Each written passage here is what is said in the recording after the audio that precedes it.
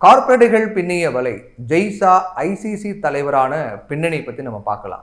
BCCI எனப்படும் இந்திய cricket வாரியத்தின் செயலராக இருந்த ஜெய்சா ஐசிசி எனப்படும் சர்வதேச கிரிக்கெட் வாரியத்துடைய தலைவராக போட்டி இல்லாமல் தேர்வு செய்யப்பட்டிருக்காரு. இதன் மூலமாக ஐசிசியின் இளம் தலைவர் அப்படிங்கிற பெருமையை 35 வயது ஜெய்சா பெற்றிருக்காரு. அதே போல ஐசிசியின் தலைவர் பொறுப்பை வகிக்கும் 5வது இந்தியர் ஜெய்சா என்பதும் குறிப்பிடத்தக்கது. கடந்த 1997ஆம் ஆண்டு பிசிசிஐ தலைவராக இருந்த ஜக்மோகன் டால்மியா ஐசிசி தலைவர் பொறுப்புக்கு வந்தார்.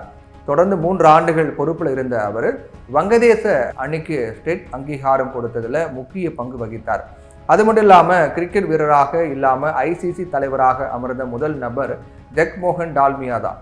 இவரை தொடர்ந்து 2010ஆம் ஆண்டு சரத் பவார் ஐசிசி தலைவராக பொறுப்பு வகித்தார். 2 ஆண்டுகள் பதவியில் இருந்த அவர் பல்வேறு மாற்றங்களையும் கொண்டு வந்தார். அப்புறம் பிசிசிஐ தலைவராக இருந்த தமிழ்நாட்டை சேர்ந்த என் சீனிவாசன் 2014ஆம் ஆண்டு பொறுப்புக்கு வந்தார். பின்னர் வருடாந்திர ஆய்வுக்குழுவில் சீனிவாசனுக்கு எதிராக தீர்மானம் நிறைவேற்றப்பட்டதால பிசிசிஐ தரப்பில் அவர் மீண்டும் அழைக்கப்பட்டார். அவரது இடத்தில் சஷாங்க் மனோகர் ஐசிசி தலைவர் பொறுப்புக்கு கொண்டு வரப்பட்டார். இவர் 2016 நவம்பர் முதல் 2020 ஜூன் வரையில் பொறுப்பில் இருந்தார். இப்போ ஜெய்சா தேர்வு செய்யப்பட்டிருக்காரு. மத்திய உள்துறை அமைச்சர் அமித்ஷாவினுடைய மகன் ஜெய்சாங்கிறது நம்ம எல்லாருக்கும் தெரியும். குஜராத் கிரிக்கெட் சங்க தலைவராக அமித்ஷா இருந்தபோது ஜெய்சாவின் பயணம் தொடங்கிச்சு. 2009ஆம் ஆண்டு குஜராத் கிரிக்கெட் சங்க நிர்வாகிகளில் ஒருவராக ஜெய்சா பொறுப்புக்கு கொண்டு வரப்பட்டார். 4 ஆண்டுகள் குஜராத் கிரிக்கெட் சங்கத்தில் பல்வேறு முக்கிய பணிகளை செய்து வந்த ஜெய்சா 2013ஆம் ஆண்டு இணை செயலராக பதவிக்கு கொண்டு வரப்பட்டார். தொடர்ந்து 2021ஆம் ஆண்டு ஜனவரியில் ஆசிய கிரிக்கெட் கவுன்சிலின் தலைவராக ஜெய்சாவுக்கு பொறுப்பு கொடுக்கப்பட்டது.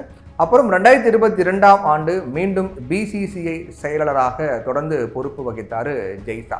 ஜெய்சாவை பொறுத்தவரை அமித்ஷாவினுடைய மகன் என்கிற வகையில் முக்கியத்துவம் பெற்றார் அப்படின்னே சொல்லணும். பிசிசிஐ செயலாளராக இவர் இருந்தபோதும் தலைவராக அவரை யாரும் அவ்வளவு எளிதாக கேள்விகள் கேட்டுவிட முடியாத அளவுக்கு ஒரு பவர்ஃபுல் நபராக திகழ்ந்தார். ஆனால் கிரிக்கெட்டை கார்ப்பரேட்டுகளின் லாபம் கொழிக்கும் பெரும் வர்த்தகமாக மாற்றி இந்திய கிரிக்கெட் வாரியமும் பணம் குவிக்க காரணமாக இருந்தார். இதே வேளையை தான் அனைத்து நாடுகளும் செய்தன என்றாலும் இந்தியா மிகப்பெரிய சந்தையும் கிரிக்கெட் பைத்தியமாக ரசிப்பவர்களும் மிக அதிகம் என்பதால் இந்தியா உலக அளவில் கிரிக்கெட் சங்கங்களின் இலக்காகவே இருக்கு. இதன் காரணமாகவே இன்னைக்கு ஐசிசி தலைவராகவும் போட்டியின்றி தேர்வு செய்யப்பட்டார் ஜெய்சா அப்படின்னு தான் சொல்லணும்.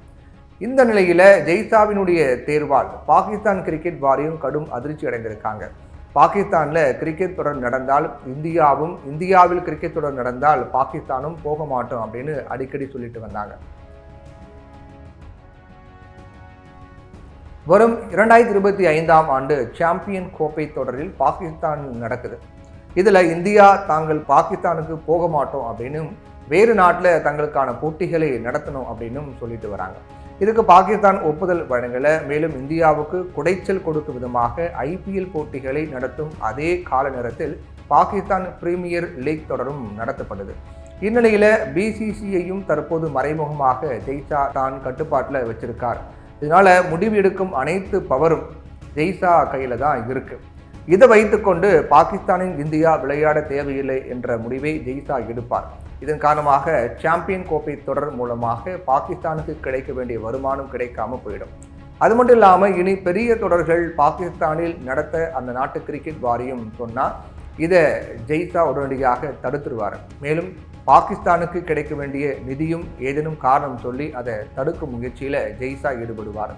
பாகிஸ்தானை பொறுத்தவரை இந்தியாவை சீர்குலைக்க எந்த நடவடிக்கையிலும் ஈடுபடும் ஒரு ரோக் கண்ட்ரியாகவே இன்னமும் இருக்காங்க.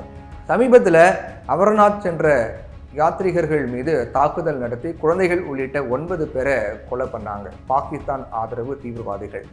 முற்பகல் செயின் பிற்பகல் விளையும், முற்பகல் பண்ணுறது பிற்பகல் விளையும் அப்படிங்கிற மாதிரி பாகிஸ்தானில் அந்த நாட்டை சேர்ந்த பலூச் விடுதலை படையினர் பேருந்து பயணிகள் 25 பேரை சுட்டுக் கொன்றாங்க. அதனால பாகிஸ்தானை பொறுத்தவரை எந்த உறவையும் வைத்துக் கொள்வது என்பது ஆபத்தானது தான்.